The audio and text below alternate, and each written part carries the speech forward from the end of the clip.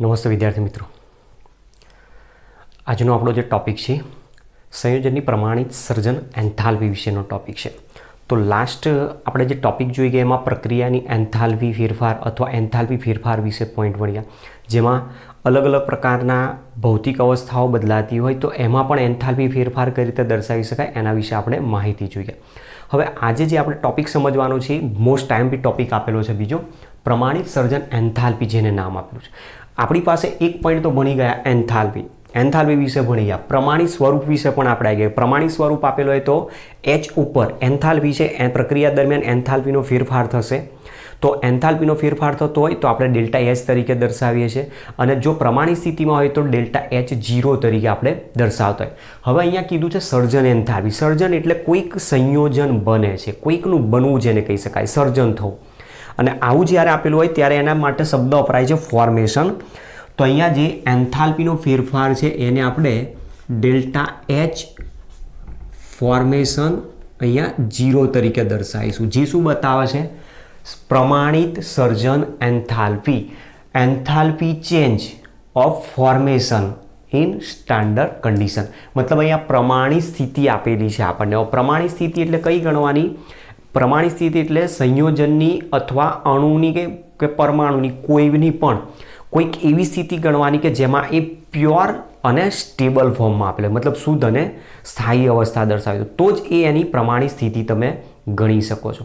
હવે પહેલું તો આપણી પાસે ડેફિનેશન અહીંયા સમજવાની કે પ્રમાણિત સર્જન એન્થાલ્પી એકચ્યુઅલી કહેવાય કોને? તો વ્યાખ્યા અહીંયા સમજવાનો પ્રયત્ન કરીએ કે જ્યારે પ્રમાણિત સ્થિતિમાં એક મૂળ સંયોજન તેમાં રહેલા તત્વોની પ્રમાણિત સ્થિતિમાંથી બનતું હોય તે દરમિયાન થતા એન્થાલ્પી ફેરફારને તે સંયોજનની પ્રમાણિત સર્જન એન્થાલ્પી કહેવામાં આવે છે. ફરી વ્યાખ્યા રિપીટ કરું છું. જ્યારે પ્રમાણિત સ્થિતિમાં એક મૂળ સંયોજન તેમાં રહેલા તત્વોની પ્રમાણિત સ્થિતિમાંથી બનતું હોય તે દરમિયાન થતા એન્થાલ્પીના ફેરફારને તે સંયોજનની પ્રમાણિત સર્જન એન્થાલ્પી કહે છે. મતલબ અહીંયા કહેવા એવું માગે છે કે સંયોજન બનવું જોઈએ કેટલું? એક મોલ પ્રમાણિત સ્થિતિમાં હોવું જોઈએ, અને એ પાછું સ્થાયી સંયોજન બી હોવું જોઈએ. હવે એ જે બને છે એમાં કયા તત્વોમાંથી બને છે? એ તત્વો પોતે પ્રમાણિત સ્થિતિમાં પણ હોવા જરૂરી છે. તો પ્રમાણિત સ્થિતિમાં મતલબ સ્થાયી અને શુદ્ધ સ્વરૂપમાં હોય એવા તત્વો દ્વારા જ્યારે સંયોજન બનતું હોય ત્યારે એ બને છે એ દરમિયાન થતો જે એન્થાલ્પીનો ફેરફાર છે. પોસિબલ છે એન્થાલ્પીનો ફેરફાર પોઝિટિવ પણ હોઈ શકે છે, નેગેટિવ પણ હોઈ શકે છે, એ પણ આપણે જોઈ ગયા. પોઝિટિવ આવે તો ઉષ્મા શોષક પ્રકારની પ્રક્રિયા અને નેગેટિવ આવે તો ઉષ્મા ક્ષેપક પ્રકારની પ્રક્રિયા છે. અને એ પ્રમાણે એન્થાલ્પીનો ફેરફાર આપણે કેટલો આવે છે એના આધારે તમે કહી શકો કે એની સર્જન એન્થાલ્પી કેટલી હશે. ચલો, તો સૌથી પહેલાં આપણે એની ડેફિનેશન લખીએ. તો વ્યાખ્યા છે જ્યારે પ્રમાણિત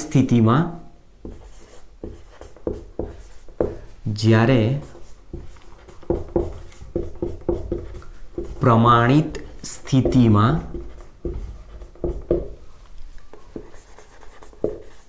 એક મોલ સંયોજન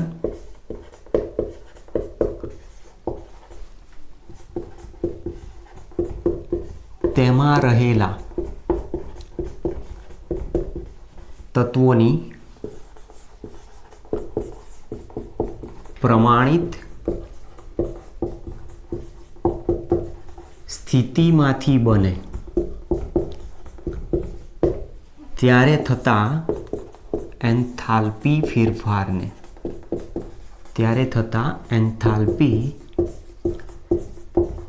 ફેરફારને તે સંયોજનની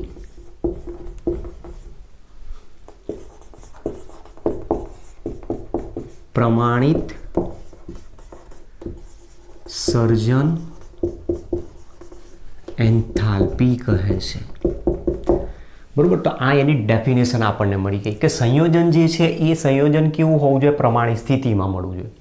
નંબર 2, સંયોજન પાછું કેટલું હોવું જરૂરી છે? એક મોલ સંયોજન હોવું જોઈએ, અને એ તેમાં રહેલા તત્વોની પ્રમાણિત સ્થિતિમાંથી, મતલબ જે તત્વોમાંથી બને છે એ તત્વો પણ પ્રમાણિત સ્થિતિમાં હોવા જોઈએ. તો તમારે આ વસ્તુ ધ્યાન રાખવાનું છે કે પ્રમાણિત સ્થિતિ અહીંયા આપણે કયા અર્થમાં ગણવાની છે?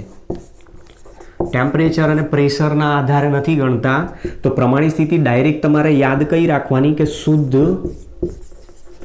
અને સ્થાયી અવસ્થા હોવી જોઈએ. શુદ્ધ અને સ્થાયી સ્વરૂપમાં રહેલું જે તત્વ છે એ તત્વો દ્વારા જ્યારે સંયોજન બનતું હોય અને એ સંયોજન જ્યારે બને ત્યારે એમાં જે એન્થાલ્પીનો ફેરફાર છે એને જ આપણે સંયોજનની પ્રમાણિત સર્જન એન્થાલ્પી કહીશું. દાખલા તરીકે ધારી લો કે મારે દર્શાવવું છે કે પાણી છે, પાણીનો 1 મોલ અણુ મારે બનાવવો છે, મતલબ 1 મોલ H2O બનાવવું છે.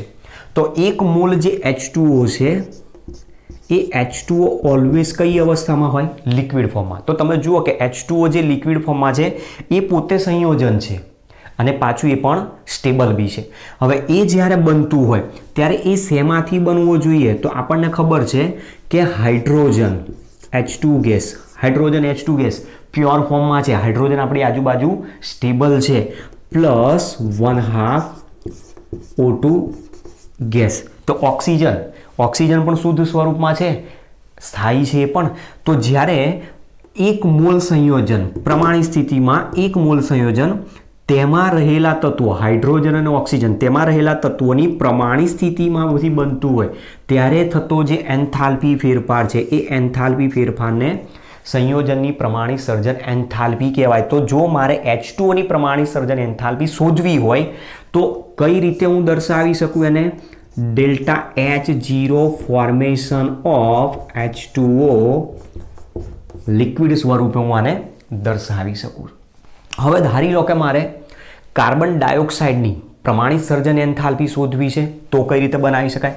કાર્બન ડાયોક્સાઇડ એટલે CO2 ગેસ નો 1 મોલ મારે બનાવવો છે, તો એમાં કયા તત્વો હોવા જોઈએ? કાર્બન અને ઓક્સિજન. તો કાર્બનનું જે સ્થાયી સ્વરૂપ છે, કાર્બન ગ્રેફાઇટ સ્વરૂપે અસ્તિત્વ ધરાવે છે, જે સ્થાયી છે. તો કાર્બન સોલિડ ગ્રેફાઇટ સ્વરૂપમાં લેવાનું છે. પ્લસ એની પ્રક્રિયા થશે ઓક્સિજન વાયુ સાથે. તો ઓક્સિજન વાયુ પ્રમાણિત સ્થિતિમાં છે, ઓક્સિજન સ્થાયી અને શુદ્ધ સ્વરૂપમાં, કાર્બન ગ્રેફાઇટ સ્વરૂપમાં સ્થાયી અને શુદ્ધ સ્વરૂપમાં છે. અને એ બંને વચ્ચેની પ્રક્રિયાથી 1 મોલ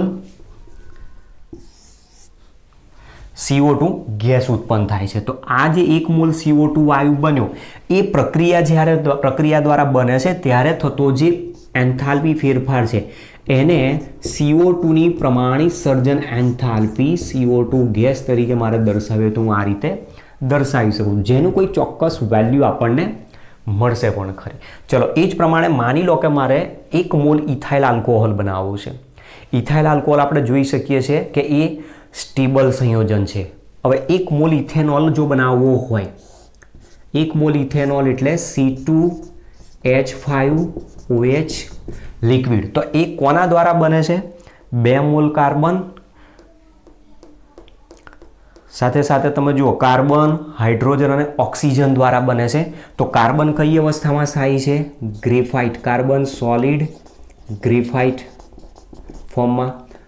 પ્લસ એની પ્રક્રિયા બતાવવાની છે હાઇડ્રોજન સાથે. તો અહીંયા હાઇડ્રોજન 6 છે, તો total 3H2 gas plus 1 oxygen પરમાણુ છે, તો 1/2 O2 ગેસ દ્વારા પ્રક્રિયા થાય. તો આ રીતની પ્રક્રિયા બતાવી છે કે જેમાં 1 મોલ ઇથેનોલ એ 2 મોલ ગ્રેફાઇટ, બરોબર, આપણી પાસે જે કાર્બન છે એ કાર્બન કયા ફોર્મમાં લઈએ છે?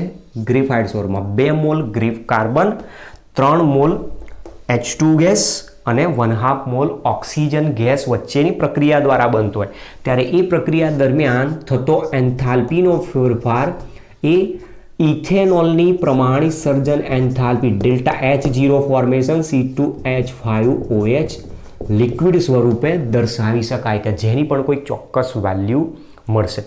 હવે આ જે 3 રિએક્શન આપી છે, રિએક્શનમાં તમે ધ્યાનથી જોઈ શકો છો કે તમને ડાયરેક્ટ એવું પૂછી નાખે કે H2O ની પ્રમાણિત સર્જન એન્થાલ્પી કેટલી છે, તો એ સર્જન એન્થાલ્પી શોધવા માટે તમારે આ રિએક્શનની જરૂર પડતી હોય છે. હવે જે પ્રક્રિયાઓ આપેલી છે ત્રણેય ત્રણની કોઈ ચોક્કસ સર્જન એન્થાલ્પીની વેલ્યુ છે, જેમાં 1 મોલ હાઇડ્રોજન અને 1/2 મોલ ઓક્સિજન વચ્ચેની પ્રક્રિયા દ્વારા જ્યારે 1 મોલ H2O બને તો એ H2O ની સર્જન એન્થાલ્પીનું મૂલ્ય -285.8 કિલો જૂલ પ્રતિ મોલ જેટલું જોવા મળતું હોય છે. આ એની પ્રાયોગિક રીતે માપેલી વેલ્યુ છે. કઈ અવસ્થામાં? પ્રમાણિત અવસ્થામાં, તો H2O ની પ્રમાણિત સર્જન એન્થાલ્પી જે અસ્તિત્વ ધરાવે છે સ્થાયી અવસ્થામાં, એની પ્રમાણિત સર્જન એન્થાલ્પી કેટલી છે? તો -285.8 કિલો જૂલ પ્રતિ મોલ. ચલો, એ જ પ્રમાણે 1 મોલ ગ્રેફાઇટ અને 1 મોલ ઓક્સિજન વચ્ચેની પ્રક્રિયા થાય તો એ પ્રક્રિયા દરમિયાન 1 મોલ કાર્બન ડાયોક્સાઇડ બને, તો કાર્બન ડાયોક્સાઇડની સર્જન એન્થાલ્પીનું મૂલ્ય -393.5 કિલો જૂલ પ્રતિ મોલ જેટલું જોવા મળતું હોય છે. ત્યાર પછી 2 મોલ કાર્બન, 3 મોલ હાઇડ્રોજન અને 1/2 મોલ ઓક્સિજન વચ્ચેની પ્રક્રિયા દ્વારા ઇથાઇલ આલ્કોહોલનો એક અણુ બને, તો 1 મોલ ઇથાઇલ આલ્કોહોલની પ્રમાણિત સર્જન એન્થાલ્પીનું મૂલ્ય -277.79 કિલો જૂલ પ્રતિ મોલ જેટલું આપણને જોવા મળતું હોય છે. તો આ જે આપણને સર્જન એન્થાલ્પી આપી છે એ 1 મોલ સંયોજન માટેની આપી, તો તમે આ સર્જન એન્થાલ્પીની વેલ્યુને પ્રમાણિત મોલર સર્જન એન્થાલ્પી પણ કહી શકો છો. હવે આના ઉપરથી આપણે એક પોઈન્ટ બીજો નોંધવાનો છે, ધ્યાન રાખજો કે અહીંયા જે પ્રક્રિયાઓ આપેલી છે એ મુજબ તમે જોઈ શકો છો કે પ્રક્રિયા દરમિયાન શું થાય છે? ઉષ્મા ઉદ્ભવે છે. ખબર કઈ રીતે પડી? વેલ્યુ એની માઇનસ છે, મતલબ આપેલી બધી જે પ્રક્રિયાઓ છે કયા પ્રકારની છે? ઉષ્મા ક્ષેપક પ્રકારની પ્રક્રિયાઓ. હવે આના ઉપરથી આપણે કહી શકીએ કે જ્યારે સ્થાયી સંયોજન બનાવશે તો એ પ્રક્રિયાઓ હંમેશા ઉષ્મા ક્ષેપક પ્રકારની હશે, પણ જો એ અસ્થાયી અથવા વિસ્ફોટક સંયોજનો બનાવશે તો એ પ્રક્રિયાઓ હંમેશા ઉષ્મા શોષક પ્રકારની હોય છે. તો આ વસ્તુ તમારે પોઈન્ટ આઉટ કરવી પડશે. પહેલા તો સ્થાયી સંયોજન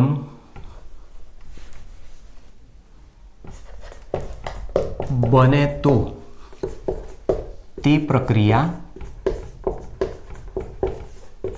ઉષ્મા ક્ષેપક હોય,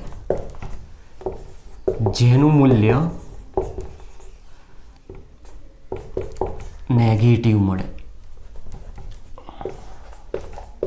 બરોબર, મતલબ એમાં ઉર્જા ઉદ્ભવ હશે તો એ મૂલ્ય કેવું દર્શાવશે? નેગેટિવ વેલ્યુ દર્શાવશે એવું આપણે કહી શકીએ છીએ. અને પરંતુ જો અસ્થાયી અથવા વિસ્ફોટક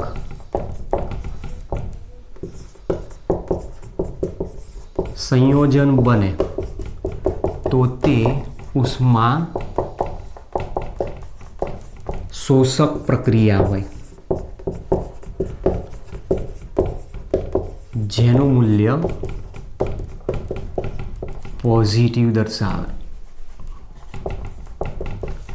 તો આપણને કઈ રીતે સમજાવે છે એ પણ સમજો કે દાખલા તરીકે અસ્થાયી અથવા વિસ્ફોટક પદાર્થની જ્યારે વાત કરીએ તો બોમ્બ બનાવવાની જે પ્રક્રિયા છે, બરાબર, જનરલી બોમ્બ બનાવવાની પ્રક્રિયા ટાઇનાઇટ્રોટોલ્યુન છે, ટ્રાઇનાઇટ્રોટોલ્યુન TNT જેને કહીએ છીએ, એ જે એક પ્રકારનો ડાયનામાઇટ છે, એ ડાયનામાઇટ જ્યારે બનાવવામાં આવતો હોય છે ત્યારે જે પદાર્થોમાંથી એ બનતો હોય છે એ પદાર્થોને ભેગા કરીને ડાયનામાઇટ એક્સપ્લોઝિવ બનાવવા માટે એને બહારથી એનર્જી કેટલીક આપવી પડતી હોય છે, અને એ એનર્જી આપીએ છે ત્યારે એ ડાયનામાઇટ બનતો હોય, પણ એ કેવો હોય છે?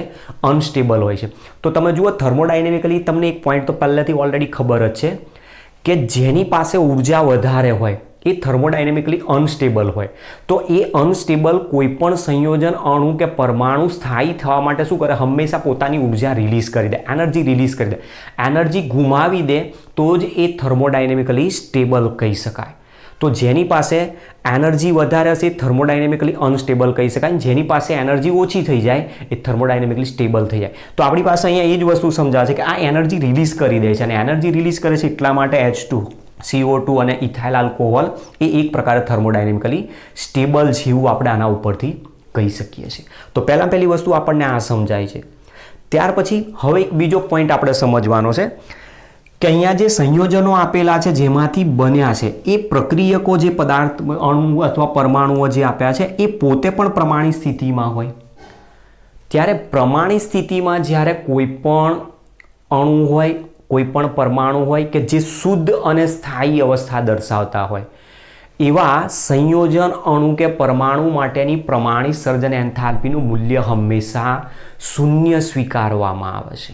આ એક વસ્તુ તમારે ખાસ ધ્યાન રાખવાની. જ્યાં દાખલાઓ આવે દાખલામાં તમારે આની ખાસ જરૂર પડશે કે જ્યાં શુદ્ધ અને સ્થાયી અવસ્થા અથવા પ્રમાણિત સ્થિતિ ધરાવતા પરમાણુ અણુ કે સંયોજનો આપેલા જો હોય, પોસિબલ છે એવું, મોટાભાગે અણુ કે પરમાણુ હોઈ શકે છે, તો શુદ્ધ સ્થાયી અણુ કે પરમાણુની સર્જન એન્થાલ્પીની વેલ્યુ હંમેશા શૂન્ય સ્વીકારવામાં આવતી હોય છે.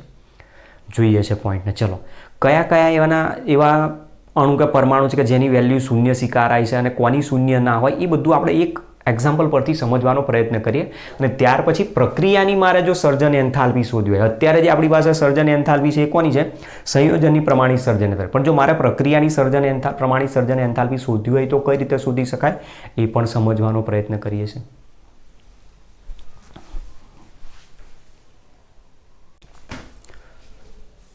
હવે એવા કયા પરમાણુ છે, કયા અણુઓ છે એવા કે જેની પ્રમાણિત સર્જન એન્થાલ્પીનું મૂલ્ય શૂન્ય સ્વીકારવામાં આવે છે, બરાબર? તો આપણે ધ્યાન એ રાખવાનું કે જેની પ્રમાણિત અવસ્થા અથવા તો એના જગ્યાએ શું યાદ રાખવાનું કે જે શુદ્ધ અને સ્થાયી સ્વરૂપમાં હોય, પ્યોર અને સ્ટેબલ હોય, એની જ પ્રમાણિત સર્જન એન્થાલ્પીને શૂન્ય સ્વીકારવામાં આવે છે.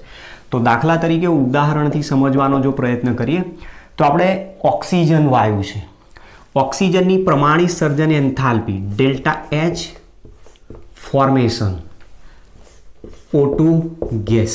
તો આપણી પાસે તમે જુઓ ઓક્સિજન છે, ઓક્સિજન આપણી આજુબાજુ અસ્તિત્વ ધરાવે છે, સ્ટેબલ છે અને પ્યોર ફોર્મમાં O2 સ્વરૂપે છે. તો આની પ્રમાણિત સર્જન એન્થાલ્પીની વેલ્યુ હંમેશા કેટલી સ્વીકારવામાં આવે? 0 સ્વીકારવામાં આવે.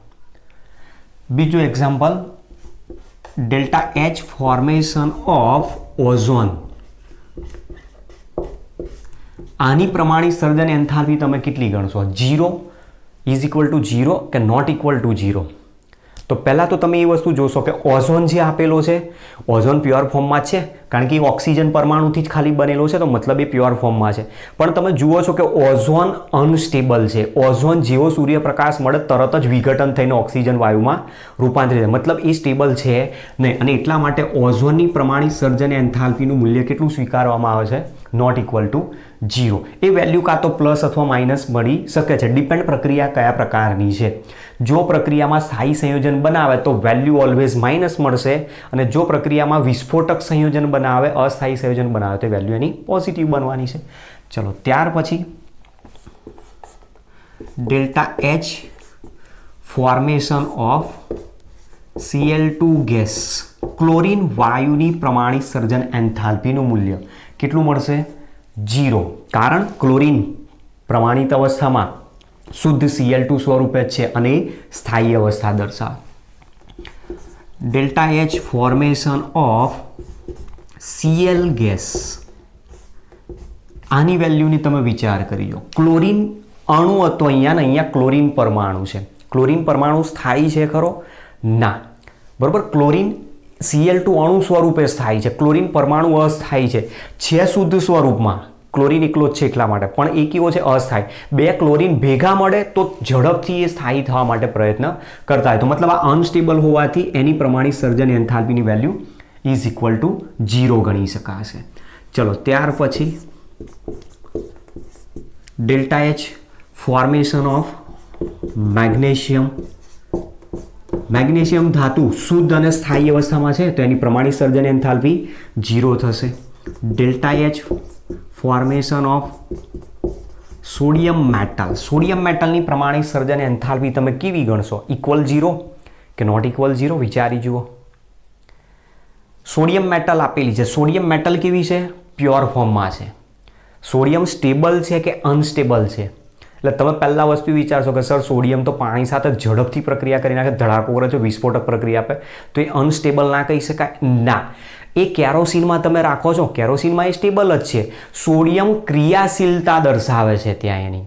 અહીંયા આપણે સ્થિરતા પરથી સમજવાનું. શુદ્ધ અને સ્થાયી હોય તો એની પ્રમાણિત સર્જન એન્થાલ્પી 0 જ કહેવાય. શુદ્ધ અને ક્રિયાશીલ નથી કહેતા, બરાબર? એટલે ધ્યાન રાખજો. એટલે સોડિયમની પ્રમાણિત સર્જન એન્થાલ્પી અહીંયા કેટલી ગણાશે? 0. તો તમારે આ ધ્યાન રાખવાનું છે કે સોડિયમ અહીંયા કયા સ્વરૂપે છે? શુદ્ધ, પણ એ પોતે કેવું છે? અહીંયા ક્રિયાશીલ દર્શાવેલું છે, પણ એ સ્થાયી સ્વરૂપ તો છે જ એનું. ચલો, ત્યાર પછી delta H formation of mercury. Mercury સ્થાયી અવસ્થામાં લિક્વિડ ફોર્મમાં છે, તેની પ્રમાણિત સર્જન એન્થાલ્પીની વેલ્યુ 0 થશે. Delta H 0 formation of Br2 liquid અને delta H 0 formation of Br2 gas. ચલો આ બંનેની તમને વાત કરેલી છે. બેમાંથી કોની સર્જન એન્થાલ્પી તમે શૂન્ય ગણશો અને કોની નોટ ઇક્વલ ટુ 0. બ્રોમિન અધાતુ હંમેશા કયા સ્વરૂપમાં હોય? લિક્વિડ ફોર્મમાં. બ્રોમિન લિક્વિડ ફોર્મમાં છે તો એની પ્રમાણિત અવસ્થા લિક્વિડ ફોર્મમાં છે તો ઇક્વલ 0, જ્યારે અહીંયા શું થશે? નોટ ઇક્વલ ટુ 0 બતાવશે. ત્યાર પછી બીજું એક વસ્તુ ધ્યાન રાખવાનું છે કે કાર્બનના જે અપર રૂપ છે, કાર્બનના અપર રૂપમાં એક કાર્બન ગ્રેફાઇટ સ્વરૂપે છે અને બીજો એક કાર્બન જે છે એ ડાયમંડ સ્વરૂપે છે, મતલબ હીરો. કાર્બનના બે અપર રૂપ આપ્યા. એ બે અપર રૂપમાંથી કોની સર્જન એન્થાલ્પી શૂન્ય ગણાશે? તો તમે ધ્યાનથી જોઈ શકો છો કે બંને કાર્બનના અપર રૂપ આપેલા છે, બંને સ્થાયી સ્વરૂપમાં છે અને સાથે સાથે બંને શુદ્ધ સ્વરૂપમાં પણ છે. પણ IUPAC કમિટીએ મેક્સિમમ સ્ટેબિલિટી કોની બતાવેલી છે? કાર્બનની ગ્રેફાઇટ સ્વરૂપમાં, અને એટલા માટે એની પ્રમાણિત સર્જન એન્થાલ્પી શૂન્ય સ્વીકારેલી છે, જ્યારે હીરા માટે પ્રમાણિત સર્જન એન્થાલ્પીની વેલ્યુ નોટ ઇક્વલ 0 બતાવેલી છે. ચલો ત્યાર પછી ડેલ્ટા એચ ફોર્મેશન ઓફ, આપણી પાસે સલ્ફર પણ છે. સલ્ફર મોનોક્લિનિક અને રોમ્બિક સ્વરૂપે અસ્તિત્વ ધરાવે છે. તો ડેલ્ટા એચ સલ્ફર S8 સ્વરૂપે છે અને એ અહીંયા હું બતાવું છું મોનોક્લિનિક સ્વરૂપે, અને બીજું એક સલ્ફર છે જે આપણે રોમ્બિક સલ્ફર સ્વરૂપે બતાવીએ છીએ. એમાંથી મોનોક્લિનિક સલ્ફર જે છે એની સ્ટેબિલિટી વધારે છે અને પ્યોર ફોર્મમાં હોય તેની પ્રમાણિત સર્જન એન્થાલ્પી 0 છે, જ્યારે રોમ્બિક સલ્ફર માટેની નોટ ઇક્વલ 0 છે. એ જ પ્રમાણે ફોસ્ફરસના અપર રૂપો, ફોસ્ફરસ પણ અપર રૂપો દર્શાવે છે, વ્હાઇટ ફોસ્ફરસ અને લાલ ફોસ્ફરસ. તો IUPAC કમિટીએ વ્હાઇટ ફોસ્ફરસ જે છે એ એક્ટિવ વધારે છે, લાલ ફોસ્ફરસ છે એ એટલો બધો એક્ટિવ નથી, પણ પ્યોર ફોર્મમાં કોણ છે? તો વ્હાઇટ ફોસ્ફરસ છે, અને એટલા માટે વ્હાઇટ ફોસ્ફરસની એન્થાલ્પી ત્યાં કેવી ગણેલી છે? ઇક્વલ 0 ગણેલી. હવે ધારી લો કે તમને એવું પૂછે કે delta H formation of NaCl solid, આની સર્જન એન્થાલ્પીની વેલ્યુ કેટલી હશે? ઇક્વલ 0 કે નોટ ઇક્વલ 0?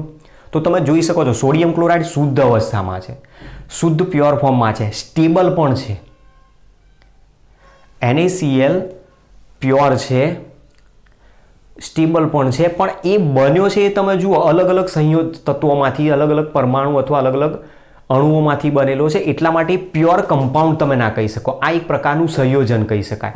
એ પોતે સ્ટેબલ છે ખરો, પણ પ્યોર કહી શકાય નહીં, અને એટલા માટે આની પ્રમાણિત સર્જન એન્થાલ્પી નોટ ઇક્વલ 0 કહી શકાય. Delta H formation of CO2 gas, તો આની પણ નોટ ઇક્વલ 0 કહી શકાય છે. Delta H formation of HBr liquid અથવા ગેસિયસ, એની પણ પ્રમાણિત સર્જન એન્થાલ્પી કેટલી ગણાશે? 0 ગણાશે. તો કોઈ પણ તત્વની પ્રમાણિત સર્જન એન્થાલ્પી ક્યારે શૂન્ય ગણવાની? જ્યારે એ શુદ્ધ અને સ્થાયી અવસ્થામાં હોય તો જ ગણી શકાય, બાકી તો નહીંતર એની નોટ ઇક્વલ ટુ 0. હવે માની લો કે મારે સંયોજનની પ્રમાણિત સર્જન એન્થાલ્પી, તો આ પરથી ખબર પડી જાય. સાથે સાથે આ જે પ્રમાણિત સર્જન એન્થાલ્પીની વેલ્યુ છે બધી પ્રાયોગિક રીતે માપેલી હોય છે. આપણે ભણી ગયા આગળ કે બોમ્બ કેલરીમીટર દ્વારા માપવામાં આવતી હોય છે એન્થાલ્પીનો ફેરફાર. તો જે પ્રમાણિત સ્થિતિમાં છે એ પ્રમાણિત સ્થિતિમાં એની સર્જન એન્થાલ્પીની વેલ્યુ ત્યાં નક્કી કરેલી હોય છે, જે આપણી બુકની અંદર એક ડેટા ચાર્ટની અંદર કમ્પ્લીટ આપેલી છે, બધાની વેલ્યુ આપેલી છે, જેમાં જેની 0 છે એ પણ તમને દર્શાવી દીધેલી છે. હવે માની લો કે પ્રક્રિયકો વચ્ચે પ્રક્રિયા થાય છે અને એ દરમિયાન પ્રક્રિયાની સર્જન એન્થાલ્પીનું મૂલ્ય મારે જો શોધવું હોય તો હું કઈ રીતે શોધી શકું? પ્રક્રિયાની સર્જન એન્થાલ્પી એટલે અહીંયા શું આવી જશે? ડેલ્ટા H0R આવશે. ફોર્મેશનની જગ્યાએ શું આવી જશે? R આવી જશે, રિએક્શન માટેની એન્થાલ્પી. તો આપણે એ શોધવા માટેનો અહીંયા પોઈન્ટ સમજવાનો પ્રયત્ન કરીએ છીએ. હવે માની લો કે મારે પ્રક્રિયાની પ્રમાણિત એન્થાલ્પી શોધવી છે, તો પ્રક્રિયાની પ્રમાણિત એન્થાલ્પી કઈ રીતે શોધી શકાય? તો એના માટે આપણે એન્થાલ્પી ફેરફાર વિશે ભણી ગયા હતા.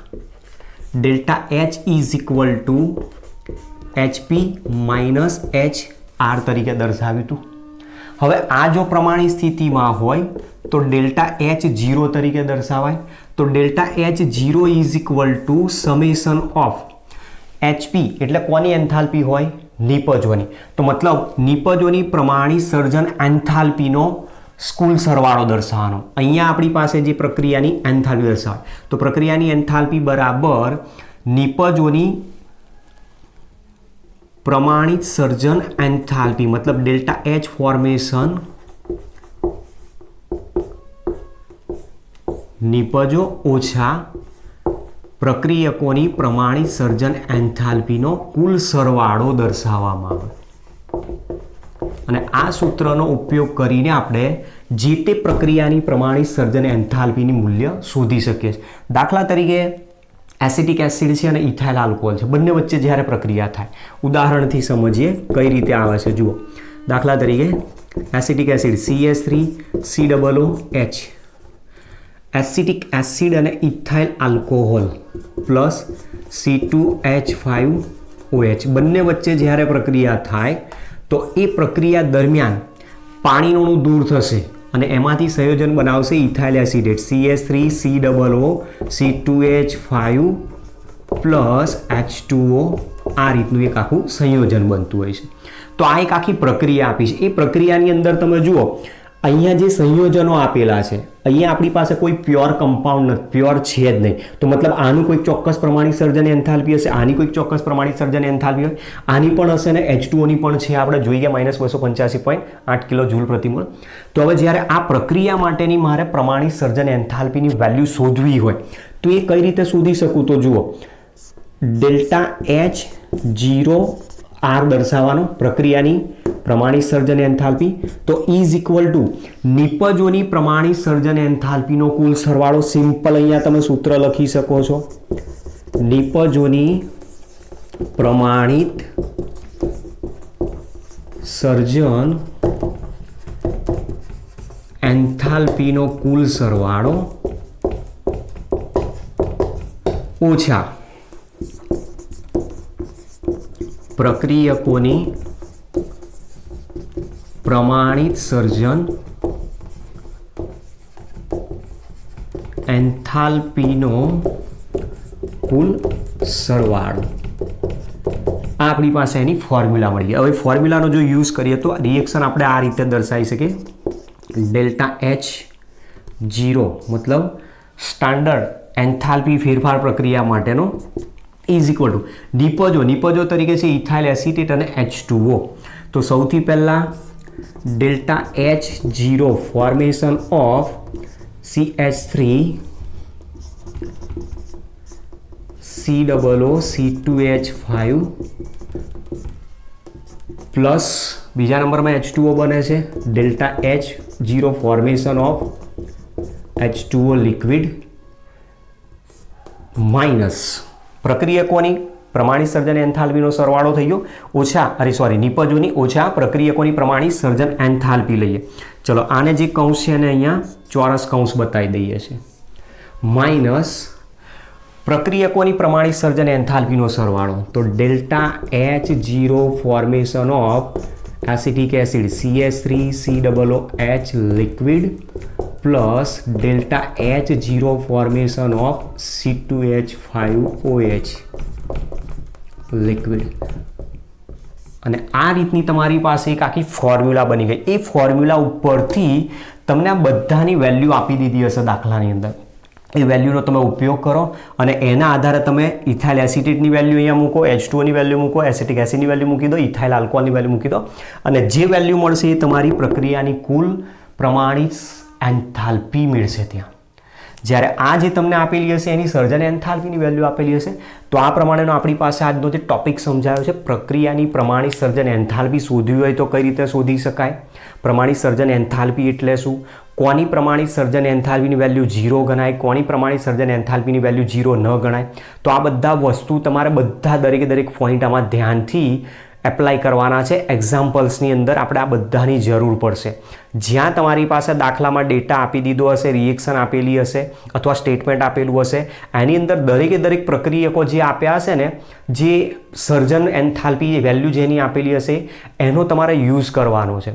અને એના પરથી તમારે આ ફોર્મ્યુલા બનાવવાની. ફોર્મ્યુલા ઉપરથી આ રીતે ગોઠવણી કરી દો, બધાની વેલ્યુ મૂકી દો અને પ્રક્રિયાની સર્જન એન્થાલ્પી ઘણી વખત તમને આપી દીધી હશે અને કોઈ એક પ્રક્રિયક કે નિપજ માટેની પ્રમાણિત સર્જન એન્થાલ્પી માંગે તો એ પણ આપણે આના ઉપરથી શોધી શકે. જેની માંગેલી હોય એને સૂત્ર કરતાં બનાવી દો ને પેલાને આમ લાવી દો, એટલે એ પ્રમાણે તમે દાખલાને સોલ્વ કરી શકો છો. તો હવે નેક્સ્ટ લેક્ચરમાં આપણે મળીએ અને આના રિલેટેડ જે આપણા એક્ઝામ્પલ્સ છે આપેલા એ એક્ઝામ્પલ્સને આપણે સમજવાનો પ્રયત્ન કરશું. તો આપણી થિયરી કયા બેઝ ઉપર કઈ રીતે તમે એક્ઝામ્પલમાં એને એપ્લાય કરો છો એની આપણને એકદમ ઝડપથી ખ્યાલ આવી શકશે. ઓકે, તો મળીએ નેક્સ્ટ લેક્ચરમાં. Thanks to all.